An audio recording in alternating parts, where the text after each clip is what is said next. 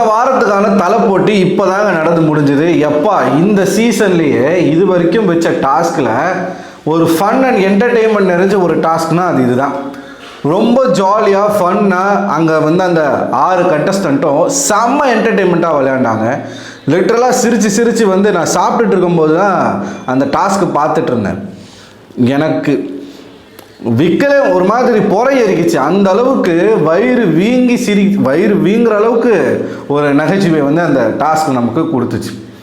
So இந்த தலை டாஸ்கில் யாரெல்லாம் கலந்துக்கிறாங்க அப்படின்னு பார்த்தீங்கன்னா, ரெட்ரோ டீம் எல்லாருமே கலந்துக்கிறாங்க. ரெட்ரோ டீமுக்கு வந்து ஒரு வீடியோ ஒன்று எடிட் பண்ணி போட்டிருந்தாங்க ட்விட்டரில். சூப்பராக இருந்துச்சு. அந்த வீடியோ பார்க்குறதுக்கே அவ்வளோ ஓவர்வெல்மிங்காக இருந்தது, நல்லா இருந்துச்சு. அவங்க மொத்த பேரினுடைய கேரக்டர்ஸ், அவங்களோட டீம் எஃபர்ட், எந்த அளவுக்கு அவங்க வந்து விளையாடிருக்காங்க எல்லாமே பார்க்கும்போது அப்படியே ஒரு மாதிரி ஃபீல் ஆயிடுச்சு. நான் முடிஞ்சால் அந்த லிங்க் வந்து நான் கமெண்ட் செக்ஷனில் பின் பண்ணுறேன். ட்விட்டரில் இருக்க போட்டால் காப்பி ரைட்ஸ் வரும், சரியா? ஸோ பார்த்துக்கோங்க. ஓகே, இந்த டாஸ்க் ஆக்டிவிட்டி ஏரியாவில் நடக்குது. 6 பேரும் கலந்துக்கணும். ரம்யா நான் நினச்ச மாதிரியே வேர்ஸ்ட் பர்ஃபார்மர் வாங்கினதுனால அவங்கள வந்து தலை போட்டிக்கு கலந்துக்க கூடாதுன்னு சொல்லிட்டாங்க. நல்ல வேளை ரம்யா இந்த வாரம் வீட்டுக்கு போக வேண்டிய நேரம். ஓகேவா? இந்த சைடு பார்த்தீங்கன்னா யாரை ஜட்ஜாக சூஸ் பண்ணலாம், அது எப்பயுமே என்னன்னு தெரியல. பிக் பாஸ் வந்து நடுவர் யாருன்னா ஒருத்தர் வந்து போட சொல்கிறாப்புல. அப்போது இவர் சபரி, வியானா, எஃப்ஜே மற்றும் கமருதீன் 4 பேரும் போய் நாங்கள் ஜட்ஜாக வரோன்னு போய் நிற்கிறாங்க. ஓட் போடுறாங்க. ஓட் போட்டதில் சபரிக்கு அதிகப்படியான ஓட்டுகள் போகுது. சபரி வந்து ஜட்ஜாக மாறுறாப்புல. ஓகே, என்ன டாஸ்க் அப்படின்னு பார்த்தீங்கன்னா, இந்த ஜிம் பால் இருக்கும் இல்லையா, பெரிய பால், நம்மலாம் எக்ஸசைஸ் பண்ணுறதுக்காக யூஸ் பண்ணுவோம். அந்த மாதிரி பெரிய பால் 5 பால் இருக்குது. 6 கண்டஸ்டன்ட். லிட்ரலாக பார்க்க போனால் மாஸ்க் டாஸ்க் மாதிரி தான். நீயும் பொம்மை நானும் பொம்மை மாஸ்க்கு, இந்த டாஸ்க் மாதிரி தான். 6 கண்டஸ்டன்ட்ஸ், 5 பால் இருக்கு. பஸர் அடிக்கும் பொழுது கண்டஸ்டன்ஸோடைய கண்கள் வந்து கட்டப்பட்டிருக்கு. ஓகே, ஸோ எந்த பால் எங்கே இருக்குன்னு அவங்களுக்கு தெரியாது. 6 பேரையும் லைனில் நிற்க வச்சுட்டு பிக் பாஸ் வந்து பஸர் அடிப்பார். பஸர் அடிக்கும்போது கண் கட்டப்பட்ட போட்டியாளர்கள் போயிட்டு ஒவ்வொரு பந்தாக தேடி கண்டுபிடிச்சி அந்த பந்து மேலே உட்காரணும். இது வந்து பஸர் டு பஸர் டாஸ்க்கு. அடுத்த பஸர் அடிக்கும் பொழுது யாரெல்லாம் அந்த பால் மேலே உட்காந்துருக்காங்களோ அவங்க தான் வின்னர். அதாவது மியூசிக்கல் சேர் மாதிரிங்க, பாட்டு ஓடும்போது சுற்றி ஓடணும். இப்போ 5 பேர் இருக்காங்கன்னா 4 சேர் தான் இருக்கும். பாட்டு முடியும் போது அந்த 4 சேரில் 4 பேர் உட்காரணும். உட்காராத ஒருத்தர் அவுட்டு. சேம் கான்செப்ட் தான் இங்கேயும். ஓகேவா? ஆனால் செம ஃபன்னு. எப்படி ஃபன்னுனா, முதல் ரவுண்டில் விக்கல்ஸ்க்கும் கனிக்கும் நடுவில் நடந்த அந்த ஒரு போராட்டம். விக்கல்ஸ் தூக்கி பந்தாடுறாப்புல பொழகிறாரு. ஸோ முதல் ரவுண்டில் கனி அவுட்டு. செம சிரிப்பு, செம ஃபன் பண்ணிகிட்டு இருந்தாங்க. திவ்யாவை நீங்கள் பார்த்தீங்க அப்படின்னா, ஒரு மூலையில் ஒரு பில்லர் ஒன்று இருக்குது. அந்த பில்லருக்கு பின்னாடி போய் சேஃபாக உட்காந்துட்டாங்க. உட்காடுறாங்க, இப்படி பிடிச்சிக்கிட்டு படுத்துட்டு அப்படியே வந்து இப்படி நவுந்து போகும்போது மண்டையில் இச்சாங்க பாருங்க ஒரு இடி. செம்ம சிரிப்பு. லிட்டரலாக அந்த மொமெண்ட்லாம் பயங்கர காமெடியாக இருந்துச்சு. ஸோ முதல் ரவுண்டில் கனி அவர்கள் எவிக்ட். அடுத்த ரவுண்டு சுபிக்ஷா பொறுத்த வரைக்கும் அவங்களுக்கு வந்து பால் கிடைக்கல. விக்ரமுடைய பால் கிடைச்சிருச்சு. விக்கல்ஸ் வந்து சுபிக்ஷா உட்காந்துருந்த பாலை வந்து அவர் எடுத்துக்கிறாப்புல. எடுத்து அவர் உட்காந்துடுறார். சுபிக்ஷா போயிட்டு விக்கல்ஸ் கிட்ட சண்டை போடாமல் விக்கல்ஸ் வந்து கெஞ்சுறான் சுபிக்ஷா கிட்ட, மா விட்டுருமா ப்ளீஸ்மா விட்டுருமா, வேற யாராச்சும் போய் பாருமா அப்படின்னு கெஞ்சுறாப்புல. கெஞ்சுற உடனே இந்த பொண்ணும் அறிவு கட்டத்தனமா அவனை விட்டுட்டு வேற ஆள் கிட்ட போகுது. அப்போ பஸர் அடிச்சிட்டான். விக்கல்ஸ் சுபிக்ஷா கிட்ட ஒரு மாதிரி நைஸாக பேசியே வந்து அந்த டாஸ்கில் வின் பண்ணிட்டாரு. சுபிக்ஷாவுக்கு அறிவு இல்லை அந்த இடத்துல. 2வது ரவுண்டு சுபிக்ஷா அவுட் ஆடணுன்னே எப்பயும் போல் தலை போட்டியில் கலந்துக்கிட்டு ஜெயிக்கலைன்னா அவங்க அழ ஆரம்பிச்சிருவாங்க. அந்த மாதிரி ஒரு அழுகுற மோடுக்கு வந்து போயிட்டாங்க. அடுத்த ரவுண்டு 6 பேரில் 4 பேர், 3 பால் இருக்குது, 4 பேர் இருக்காங்க. விக்கல்ஸ், அமித், இவங்க அரோரா, ஆதிரை, அதுக்கப்புறமா திவ்யா. இங்கே தாங்க சரியான ஃபன்னு. ஆக்சுவலாக அந்த ரவுண்டில் அவுட் ஆகிறது வந்து அரோரா தான். அரோராவும் ஆதிரியும் ஒரு பாலை தேடி அலைஞ்சதை நீங்கள் பார்த்துருக்கணும். பால் அங்கேயே தான் இருக்குது. இவங்க 2 பேருக்கும் பால் எங்கே இருக்குன்னே தெரில. அதில் விக்கல்ஸை 2 பேர் போய் டிஃபெண்ட் பண்ணதெல்லாம் நீங்கள் பார்த்தீங்கன்னா என்னமோ கரண்ட் கம்பத்தில் ஏறுற மாதிரி ஆதிரி ஏறி அவன் கையில் உட்காந்துருக்குறாங்க.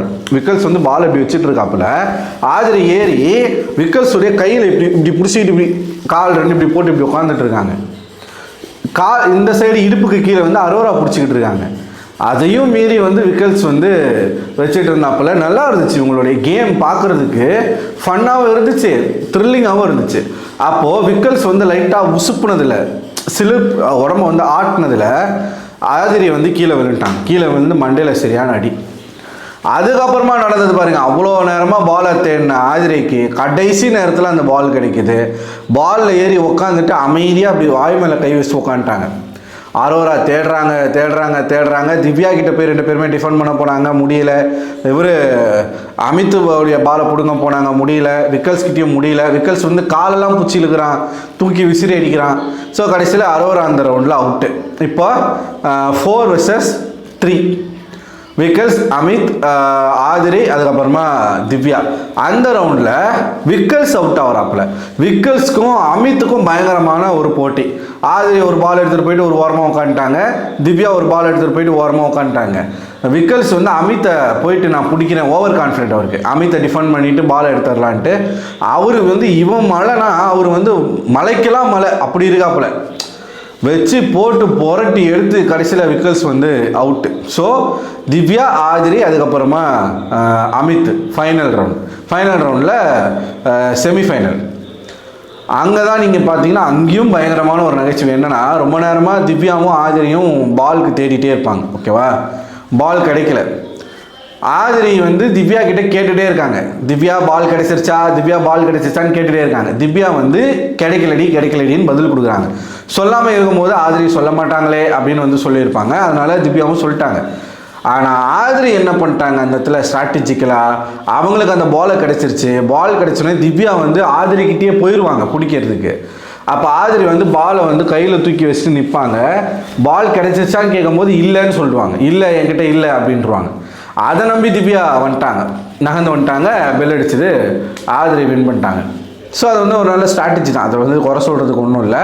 கடைசி ரவுண்ட் அமித் வர்சஸ் ஆதிரி. நான் ஆதிரி தான் ஜெயிப்பாங்கன்னு நினச்சேன். ஏன்னா ஆதிரி முதல்ல அந்த பால் எடுத்துகிட்டு போயிட்டு உட்காந்துட்டாங்க ஒரு ஓரமாக.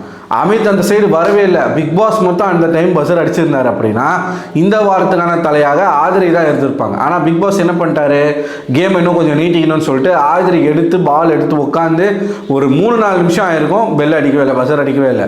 அதுக்கப்புறமா அமித் போயிட்டு ஆதிரி கிட்ட போயிட்டு அந்த பாலை பிடுங்கி அவர் வந்து உட்காந்து நடுவில் வந்து கண்ணு தெரியுதுன்னு சொல்லிட்டு சபரி வந்து ஒரு கிறுக்குத்தனத்தை பண்ணி கடைசியில் பார்த்தா பஸ்ஸர் அடித்து இவங்க அமித் அவர்கள் ஜெயிச்சிட்டாப்புல.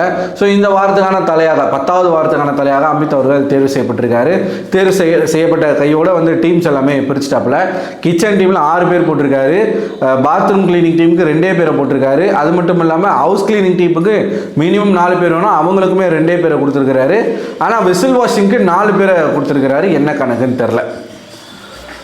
ஸோ திவ்யா மற்றும் வியானா அவர்கள் வந்து ஹவுஸ் கிளீனிங், பாத்ரூம் கிளீனிங்க்கு வந்து சபரி மற்றும் அரோரா,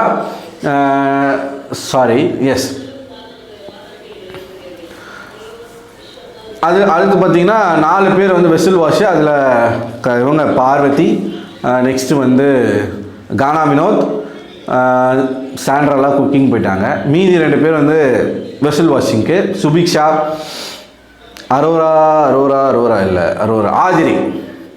ஆதிரி இவங்கெல்லாம் வெசில் வாஷு. மீதி 6 பேர் வந்து இப்போ கனி போயிட்டாங்க, இவர் சாண்ட்ரா போயிட்டாங்க. நெக்ஸ்ட் இன்னொரு பொண்ணு யார், ஆதிரி ரம்யா. ரம்யா. 3 பெண்கள் 3 ஆண்கள். அதில் வந்து கமருதீன், இவர் நெக்ஸ்ட் யார், எஃப்ஜே, விக்கல்ஸ், இவங்க கிச்சன் டீம். இதுதான் ஒரு பிரிச்சிருக்க டீமு. ஸோ நான் எதனாச்சும் பேர்கள் மாற்றி சொல்லியிருந்தேன்னா கமெண்ட் செக்ஷனில் கமெண்ட் பண்ணுங்கள்.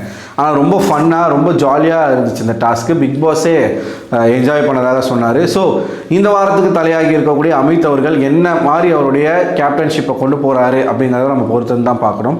அது மட்டும் இல்லாமல் நம்ம இந்த வாரம் ஏஞ்சல் வர்சஸ் டீமன் டாஸ்க்குன்னு சொன்னோம், பட்டு அந்த டாஸ்க் வைக்கல. அதுக்கு பதிலாக வேறு ஒரு டாஸ்க் வச்சுருக்காங்க, கோர்ட்டு. இந்த வார டாஸ்க் வந்து கோர்ட்டு. ஸோ அதுவும் நல்லா தான் இருக்கும், பொறுத்து வந்து பார்ப்போம்.